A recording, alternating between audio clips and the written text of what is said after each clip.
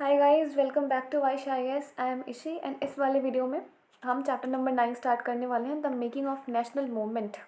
यहाँ पे ना एज ए समरी मैं आपको बताऊंगी 1870 से लेकर के 1947 के बीच में कौन से इवेंट्स हो रखे थे। पिछले वाले कुछ चैप्टर्स में हमने पढ़ा कि कैसे ब्रिटिश ने कन्कर करा हमारी टेरिटरीज़ को, कैसे हमारे किंगडम्स को हमसे लिया, ठीक है, मीन्स ऑक्यूपाई किया इलीगली, क्योंकि लीगल की उम्मीद तो इनसे करी भी नहीं जा सकती थी एट दैट टाइम। उसके बाद में जब इन्होंने ऐसा किया तो उनके नए नए लॉज आए, एडमिनिस्ट्रेटिव इंस्टीट्यूशंस इन्होंने सेटअप करे। उसके बाद में इनके जितने भी लॉज थे वो कैसे पीजेंट्स की, ट्राइबल्स की लाइफ को उन्होंने अफेक्ट करा, ठीक है, वो सारे वाहियात लॉज ने। क्योंकि हमने देखा जैसे कि फॉरेस्ट लॉज को ही देख लो कि क्या क्या आ रखे थे, रिजर्व फॉरेस्ट में कन्वर्ट कर दिया था आधे जंगलों को, आधे क्या पूरे कन्वर्ट कर दिया था, ठीक है। फिर बाद में कंसेशन वगैरह दिया गया, मैंने बता रखा है पिछले कुछ चैप्टर्स में। फिर इसके पहले वाले चैप्टर में हमने पढ़ा कि 19th सेंचुरी में क्या क्या हो रखा था, like social reform movement, religious reform movement, educational changes हो रखे थे, डिबेट्स चल रहे थे, कंडीशंस जो वुमेंस की कंडीशंस थी उन्हें लेकर के काफ़ी सारे डिबेट चल रहे थे।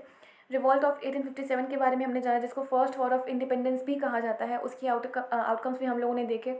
उसके बाद में हम लोगों ने सबसे मेन इंपॉर्टेंट चीज़ ये है ना मॉडर्न हिस्ट्री में कि देखो इंपॉर्टेंट सारी चीज़ें हैं, लेकिन हाँ, ब्रिटिशर्स ने कैसे एक्सप्लॉइट करा है इंडिया को प्लस इंडियंस को, ठीक है, स्पेशली इकोनॉमिक वे में, तो वो थोड़ा सा एक्स्ट्रा इंपॉर्टेंट हो जाता है। तो ये सारी चीज़ें हम लोग देख चुके हैं।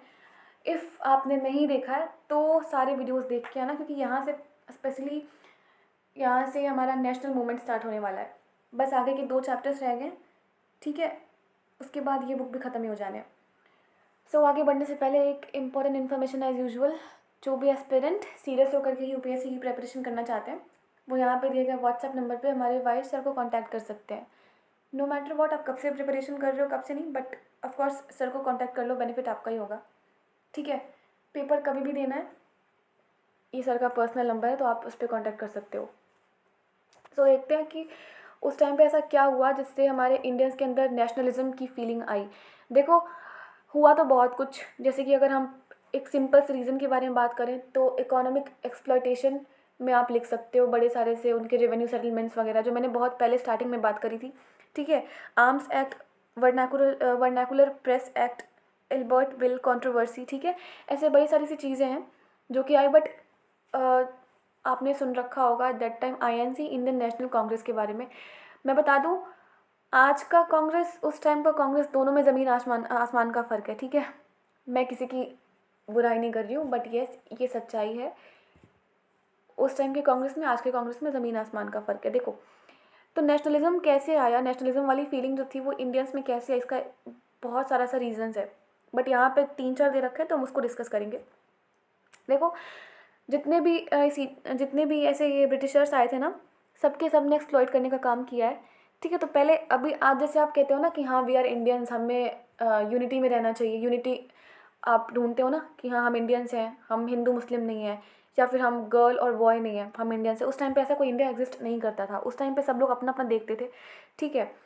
तो बाद में इन लोग को पता चला, मीन्स जब इतनी सारी चीज़ें हो रही थी तो धीरे धीरे ना लोगों को पता चलने लगा, क्योंकि अभी जैसे मैंने पिछले वाले चैप्टर में बताया ना कि विमेंस का एजुकेशन भी हो रहा था उस टाइम पे, बहुत सारी चीज़ें हो रही थी। तो ऐसा तो है नहीं ना कि अगर कोई एक चीज़ बैकवर्ड रहेगा तो वो बैकवर्ड ही रहेगा हमेशा, कभी ना कभी तो आगे बढ़ेगा ना, ठीक है। तो धीरे धीरे करते करते ना लोगों में अवेयरनेस आई, क्यों आई, क्योंकि लोगों को साफ साफ दिख रहा था कि ये ना फॉरेन पावर है, ये एलियन पावर है। अब ये बोलोगे कि मुगल्स भी तो फॉरेन पावर ही थे, उनके अंडर में क्यों सब अच्छा चल रहा था, अच्छा इसलिए चल रहा था उनके अंडर में, उन ऐसा नहीं था कि पूरे जितने भी मुगल एम्पर आए सबके अंडर में अच्छा ही चला, बट हाँ स्टार्टिंग में कुछ कुछ ठीक चल रहा था। वो इसलिए क्योंकि ब्रिटिशर्स को छोड़ करके जितने भी फॉरेन पावर आए हैं हमारे इंडिया में वो इंडिया के होकर ही रह गए, बट ब्रिटिशर्स जो थे ना वो कभी इंडिया के होकर नहीं रह गए। उनका तो ये शुरू से यही एजेंडा था कि हम इंडिया जाएंगे, हमको बस पैसे चाहिए और हम पैसे यूरोप में ट्रांसफ़र करेंगे, ठीक है। तो वो एलियन पावर ही बन के आए थे, वो एलियन ही बन के आए थे।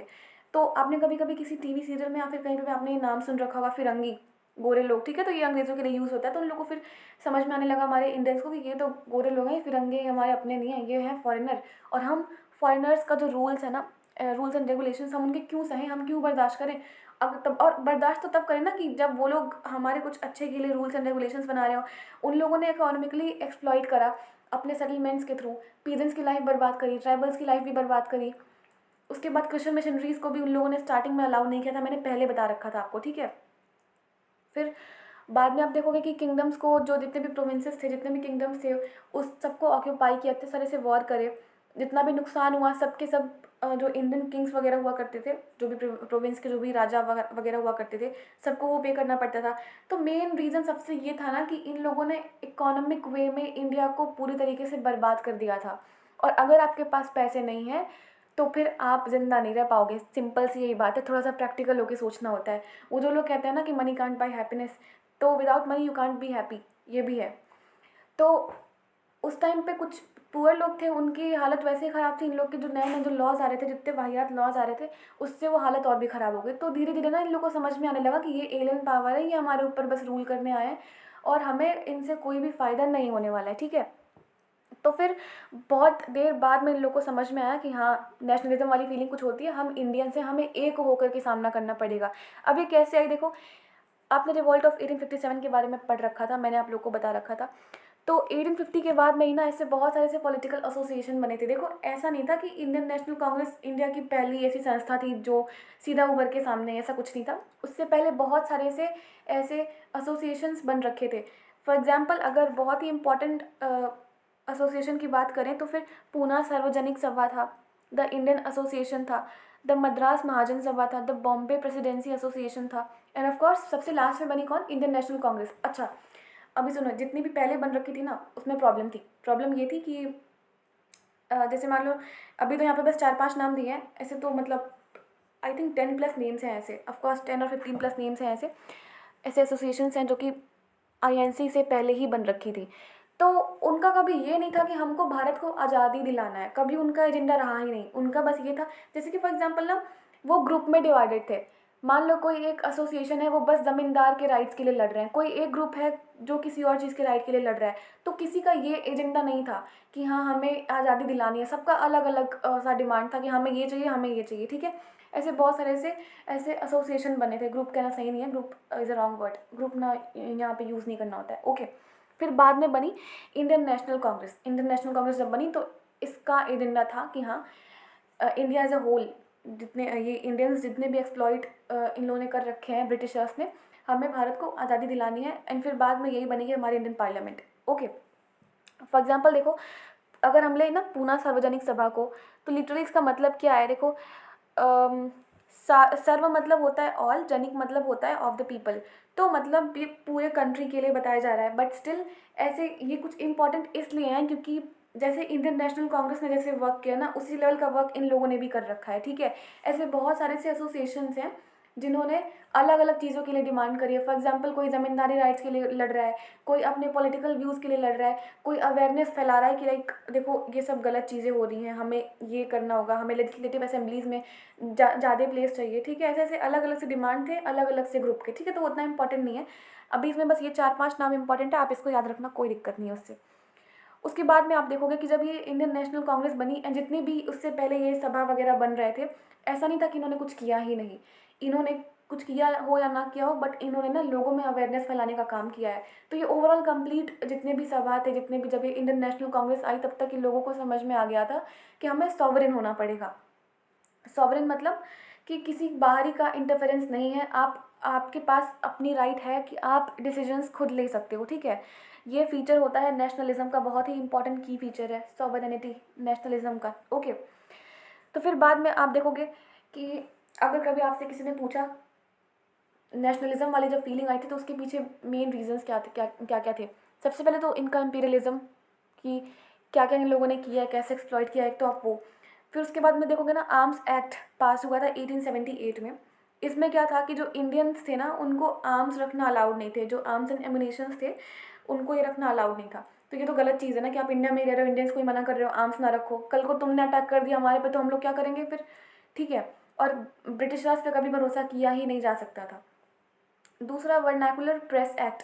अगर आपने उस टाइम के ब्रिटेन की गवर्नमेंट या फिर ब्रिटिशर्स के अगेंस्ट में कुछ भी कहा तो आपके खिलाफ एक्शन लिया जाएगा, ठीक है। आप पे बहुत सारे से रेस्ट्रिक्शंस इम्पोज करे जाएंगे। तो ये इन्होंने, ये प्रेस जो न्यूज़ वगैरह होता है ना, न्यूज़पेपर्स या फिर जो टीवी वगैरह पे जो न्यूज़ वगैरह आती है उस पर इन्होंने ये इस एक्ट के अकॉर्डिंग यही था कि अगर आपने इनके खिलाफ कुछ भी कहा तो आप पे रेस्ट्रिक्शंस लगाई जाएंगी, आप उसके बाद परफॉर्म नहीं कर पाओगे, ओके। इल्बर्ट बिल आया था 1883 में। ये तो अगर आप बोलोगे ना कि मेन रीज़न था ये मेन तो नहीं कह सकते, बट हाँ ये भी था one of the most important reason आप कह सकते हो इल्बर्ट बिल कंट्रोवर्सी। इसमें ना ये था कि देखो, पहले जो ब्रिटिश या फिर जो यूरोपियन पर्सन्स थे ना, उनको बस यूरोपियन जजेस ही ट्राई कर सकते थे। अगर आप कोर्ट में जाओगे, अगर आपको डेथ सेंटेंस या फिर जो लाइफ इम्प्रिजनमेंट का पनिशमेंट मिल रहा है, तो वो आपको बस यूरोपियन जजेस ही दे सकते थे। तो जब ये इल्बर्ट बिल आया तो उसमें ये था कि जो यूरोपियन पर्सन्स होते हैं या फिर जो ब्रिटिशर्स जितने भी, चाहे वो अंग्रेज़ों की साइड से हो चाहे वो इंडियंस की साइड से हो, पनिशमेंट देने का राइट इंडियंस को भी होना चाहिए। तो इसके लिए अब ये इल्बर्ट बिल आ रहा है। राइट किसको मिल रही है? इंडियंस को मिल रही है। ऑफ कोर्स ये किसी भी ब्रिटेन वालों को पसंद नहीं आएगा, किसी भी अंग्रेज़ को पसंद नहीं आएगा। तो इसके लिए बहुत ज़्यादा डिबेट हुई थी उस टाइम पे, ठीक है। तो आप कह सकते हो कि ये एक जो इल्बर्ट बिल कंट्रोवर्सी थी, इसने उस डिज़ायर को और भी ज़्यादा डीप कर दिया, ठीक है। तो जब इंडियन नेशनल कांग्रेस बनी तो उसमें ना 72 डेलीगेट्स थे। वो बॉम्बे में मिले थे दिसंबर में 1885 में फर्स्ट टाइम पे। उस टाइम पे सबसे पहले लीडरशिप ली थी दादा भाई नारोजी ने, फिरोज शाह मेहता, बदरुद्दीन त्याबजी, WC बनर्जी, सुरेंद्र नाथ बनर्जी, रमेश चंद्र दत्त, S सुब्रमण्यम अय्यर, ठीक है। इतने सारे से मेन नाम थे। Just a minute guys. हाँ, इतने सारे से मेन नाम थे, ओके। और भी थे बट इतने मेन इंपॉर्टेंट हैं। उसके बाद में आप देखोगे, अच्छा नारोजी भाई के तो दादा भाई नारोजी के बारे में मैं कुछ बताती हूँ। ये ना एक बिजनेसमैन भी थे और ये लंदन में सेटल हुए थे। क्यों? क्योंकि ये एक टाइम पे ना ब्रिटेन की पार्लियामेंट में ये मेंबर रह चुके हैं। एक और इम्पॉर्टेंट पर्सनालिटी है यहाँ पे, A.O. ह्यूम करके हैं। ये एक अंग्रेज़ हैं एंड ऐसा कहा जाता है कि जो इंडियन नेशनल कांग्रेस है उसको बनाने में A.O. ह्यूम का बहुत ही ज़्यादा बड़ा इंपॉर्टेंट रोल रहा है। इसके बारे में भी ना कंट्रोवर्सी होती है। आप जब हायर क्लासेस में जाओगे ना तो इसके बारे में मैं डिटेल में करवाऊंगी। बाय द वे कंट्रोवर्सी ये रहती है कि लोग कहते हैं ना कि उस टाइम पे इतना कुछ हो रखा था इंडिया में कि ब्रिटिशर्स की उतनी औकात नहीं थी कि वो इन सारे डिसकंटेंट को वो संभाल पाए। तो ऐसा बहुत सारे हिस्टोरियंस कहते हैं, ऐसा बहुत सारे से हमारे उस टाइम के नेशनलिस्ट लीडर्स जो हैं वो कहते हैं कि हाँ, A.O. ह्यूम ने ऐसा इसलिए किया ताकि कुछ समय के लिए वो जो डिसकंटेंट रोज़ हुआ था उस टाइम पे, तो वो कम हो जाए। जबकि वहीं पे कुछ हिस्टोरियंस और कुछ पॉलिटिशियंस, सॉरी कुछ नेशनलिस्ट ऐसे भी हैं जो ये कहते हैं कि नहीं, A.O. ह्यूम ना सच में चाहते थे, उनके अंदर थोड़ा सा इंडियंस के लिए दया भाव था। वो सच में चाहते थे कि जो इंडियंस हैं उनकी कंडीशन थोड़ी सी इम्प्रूव हो जाए, ठीक है। तो इसमें कंट्रोवर्सी बनी रहती है। बहुत बार मेंस में भी क्वेश्चन आ चुका है बट अभी उतना डिटेल में नहीं जाते हैं। बट वॉट एवर जो भी हो, A.O. ह्यूम ने कुछ भी करा हो, हम इंडियंस ने उस टाइम के इंडियन नेशनलिस्ट जितने भी लीडर्स थे उन्होंने as a lightning conductor use करा है। अगर A.O. ह्यूम का कोई प्लान भी था ना कि हाँ चलो ठीक है कुछ टाइम के लिए एक एसोसिएशन बना देते हैं INC का, उसके बाद में फिर बंद कर देंगे, अगर ऐसा कोई प्लान था तो हमारे इंडियन जो नेशनलिस्ट लीडर्स थे उन्होंने एज अ लाइटनिंग कंडक्टर इसको फॉलो करा है, ओके। बात करते हैं a nation in the making. देखो 1880 के बाद में 1880 से लेकर के 1905 तक ये इस टाइम पीरियड के बीच में ना हम लोग मेनली इस टाइम पीरियड को मॉडरेट फेज के नाम से जानते हैं। क्यों? क्योंकि उस टाइम पे जितने भी लीडर्स थे ना उन्हें ऐसा लगता था कि ब्रिटिशर्स पे कभी भी उनके खिलाफ वॉर नहीं करना है। उनको ऐसा लगता था कि ब्रिटिशर्स हमारी कंडीशन को समझते हैं या फिर आगे जाके समझेंगे अगर हम उनको अपनी कंडीशंस बताएंगे, तो हम उन पे कोई वॉर नहीं करेंगे। ये सारी चीज़ें गलत है, कोई भी लड़ाई झगड़ा नहीं होगा, हम लोग बहुत ही शांति से अपना प्रस्ताव रखेंगे जो भी उन लोगों को चाहिए, ठीक है। तो बस वो लोग अपनी आवाज़ उठाएंगे, ठीक है, वेपन्स नहीं उठाएंगे, बस आवाज़ उठाएंगे, ऐसे मॉडरेट्स लीडर को लगता था, ठीक है। तो ये लोग ये सोचते थे कि आगे जाके लोग हमारी प्रॉब्लम समझेंगे, हमारे लिए नए नए लॉज लेकर आएंगे। इनकी डिमांड क्या थी? जो लेजिस्लेटिव काउंसिल्स है ना उसमें बहुत ही ज़्यादा थोड़ा सा और इंडियन रिप्रेजेंटेटिव होने चाहिए, उसको थोड़ा सा और पावर मिलना चाहिए। जिस भी प्रोविंस में ये जो लेजिस्लेटिव काउंसिल्स एग्जिस्ट नहीं करती हैं वहाँ पे होने चाहिए ये काउंसिल्स। उसके बाद में जो गवर्नमेंट सर्विसेज होते हैं उसमें इंडियंस की पोजीशन और हाई होनी चाहिए। फिर उसके बाद में इनकी एक और डिमांड थी, जो सिविल सर्विसेज एग्जामिनेशन जिसकी ज़्यादा प्रिपरेशन कर रहे हो वो एग्ज़ाम उस टाइम से ही हो रही है, बट हाँ उस टाइम पे वो एग्ज़ाम लंदन में हुआ करती थी। सोचो ना, उस टाइम पे किसी के पास इतना पैसा नहीं हुआ करता था एंड ब्रिटिशर्स इतने मतलब चालाक थे, उन लोगों को पता था कि इंडियंस का लंदन जाके पेपर देना इज़ इम्पॉसिबल। तभी भी हमारे बहुत सारे से इंडियंस गए वहाँ पे पेपर दे के आए, ठीक है। आप मुझे कमेंट में बताओ कि वो कौन से ऐसे पहले इंडियन थे जिन्होंने सिविल सर्विसेज एग्जामिनेशन को क्वालिफाई करा था, ओके। तो हमारे इंडियंस की जो ये नेशनलिस्ट लीडर्स थे उस टाइम पे उनकी ये भी डिमांड थी कि जो आप लंदन में पेपर करवा रहे हो आप वो इंडिया में करवाओ, ठीक है। उसके बाद में जो ये आपने रेसिज्म जो फैला रखा है, लाइक ब्लैक एंड वाइट वाला, कि ये गोरे हैं वो काले हैं, ठीक है, ऐसे ब्लैक एंड वाइट वाला। आप इसको बंद करो, ये जो गवर्नमेंट जो एडमिनिस्ट्रेशन होती है उस सबसे पहले तो ये उसमें बंद करो। और जो हमारा है, जो मीन्स हमारा जो एडमिनिस्ट्रेशन है या फिर हमारा कुछ भी है वो हमारे हवाले कर दो। आप ट्रेड करने आए हो ट्रेड करो, आप हमारे पॉलिटिकल चीज़ों में इंटरफेरेंस अपना बंद कर दो। एंड बहुत सारे से जो इंपॉर्टेंट जॉब्स थे ना उसको इन्होंने कर दिया था मोनोपोलाइज। ये जो वाइट पीपल थे ना, गोरे लोग, उसको इन्होंने मोनोपोलाइज कर दिया था, ठीक है। तो उन्होंने बोला, मतलब हमारे जो नेशनलिस्ट लीडर्स थे उन्होंने बोला कि आप इसको ही बंद करो, ये भी नहीं चलेगा यहाँ पे, ओके। उसके बाद में ना ड्रेन ऑफ वेल्थ वाली थ्योरी अगर आपको पता हो तो मैं इन शॉर्ट मैं यहाँ पे बताती हूँ। ड्रेन ऑफ वेल्थ सिंपल सा कहने का ये मतलब है कि यहाँ से पैसे लेते थे इंग्लैंड में भेजते थे, ठीक है, मतलब प्रॉफिट भी यहीं का, पैसा भी यहीं का, जो यहाँ से प्रॉफिट बन रहा है वो इंग्लैंड में बस ट्रांसफ़र कर रहे हो, वो था। मतलब मैंने बहुत ही ज़्यादा शॉर्ट में समझाया, ये था ड्रेन ऑफ वेल्थ। तो इन्होंने कहा कि नहीं ऐसा नहीं होना चाहिए, हमारा हमने बनाया है तो आप इसका प्रॉफिट हमें ही दो। आप सिंपल सा कहने का मतलब ये है कि ये चीज़ें बंद कर दो, जो इलीगल काम है वो बंद कर दो। और आपको लगता है कि अगर वो सिंपल से वे में अगर आप बोलोगे उनको तो वो अंग्रेज़ मानने वाले हैं क्या? अगर उनको मानना था ना तो बहुत पहले ही मान जाते। उनकी एक बहुत ही इंपॉर्टेंट डिमांड थी हमारे नेशनलिस्ट लीडर्स की, मीन्स मॉडरेट्स नेशनलिस्ट लीडर्स की, जो जुडिशरी थी ना उसको एग्जीक्यूटिव से सेपरेट करो, ठीक है। उसके बाद जो आर्म्स एक्ट वगैरह आया था, क्योंकि जो आज के टाइम पे ना जो हमारा ये लेजिस्लेचर है, एग्जीक्यूटिव है, जुडिशरी है, वो सारे एक में सॉरी अलग अलग है, बट उस टाइम पे सब कुछ एक ही में हुआ करता था। मतलब उस टाइम पे आप देखोगे कि जो जज है वो ही है, आईएएस भी वो ही संभाल रहा है सब कुछ, ठीक है। तो सब चीज़ें पहले कंबाइन हुआ करती थी, कंबाइन वे में काम करती थी। तो इन्होंने बोला कि नहीं आप अलग करो, सबसे पहले आप जुडिशरी को अलग करो इन चीज़ों से। उसके बाद जो आर्म्स एक्ट वगैरह हुआ करता था ना, जो मैंने बताया था कि इंडियंस जो हैं वो आर्म्स नहीं रख सकते हैं, उन्होंने कहा कि नहीं इसको भी हटाओ, यहाँ पे ये भी नहीं चलेगा, ठीक है। और उसके बाद में freedom of speech and expression.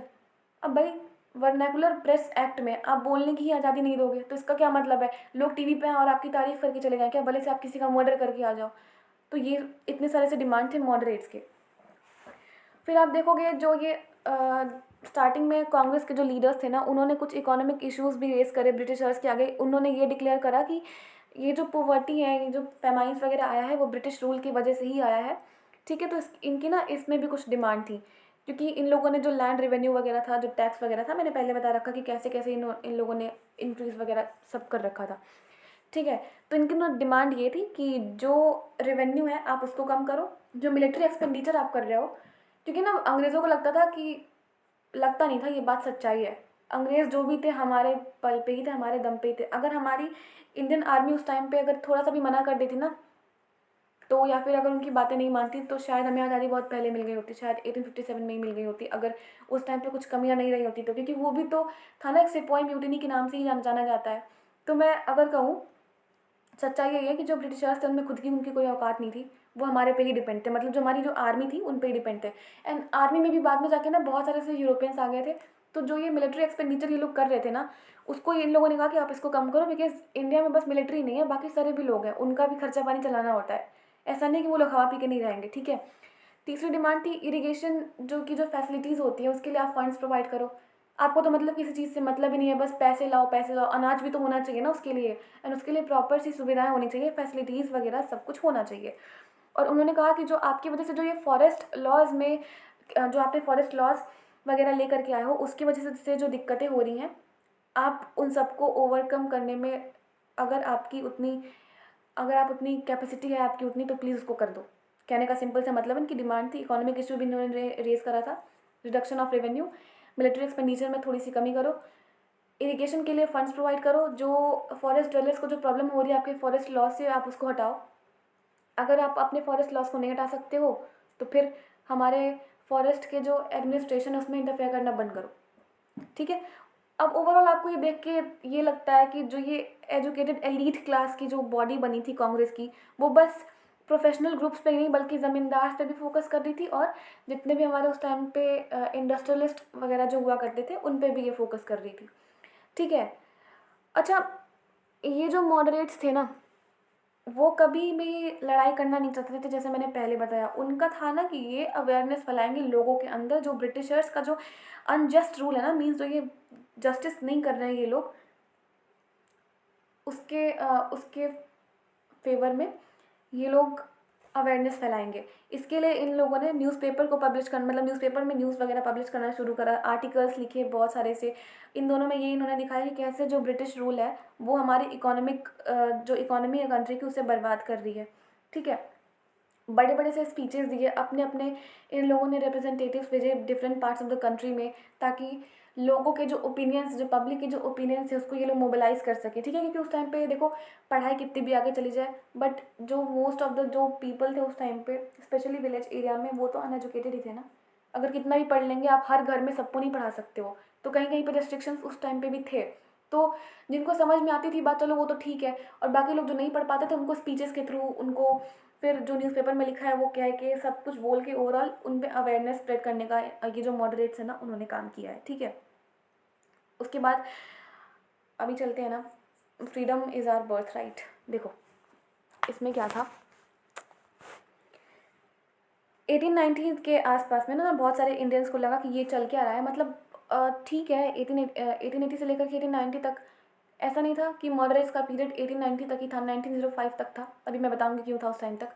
But still उस टाइम पे ना ये लोग डिमांड किए जा रहे हैं, कुछ हो है नहीं रहा है, कुछ मिल है नहीं रहा है। ठीक है, तो बहुत सारे से ऐसे लीडर्स थे, बहुत सारे से ऐसे क्वेश्चंस आने लगे इन मॉडरेट्स पे कि ये चल क्या रहा है, मतलब आप लोग डिमांड किए जा रहे हैं, कुछ हो भी रहा है उससे कि नहीं, क्योंकि इन लोगों को लगता था कि सब चीज़ें सही हो जाएंगी और फिर ब्रिटिशर्स जो है ना हमारी डिमांड को मानेंगे। एंड ऐसा नहीं था कि वो मान नहीं रहे थे, कुछ कुछ डिमांड को वो मान भी तो रहे थे, तभी तो उन लोग को और लगा ना कि हाँ आज इन्होंने हमारी एक डिमांड मानी है, कल ये हमारी सारी डिमांड्स मान लेंगे।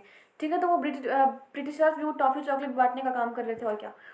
तो फिर उस टाइम पे बंगाल, महाराष्ट्र और पंजाब में कुछ लीडर्स थे, जैसे कि बिपिन चंद्र पाल, बाल गंगाधर तिलक। गाइस वहाँ पे विपिन नहीं होगा, हाँ VIPIN नहीं है, BIPIN है। ठीक है, बाल गंगाधर तिलक थे, लाला लाजपत राय जी थे। ठीक है, उन्होंने बहुत ही ज़्यादा रेडिकल ऑब्जेक्टिव्स और बहुत ही ज़्यादा रेडिकल मेथड्स को अपनाया।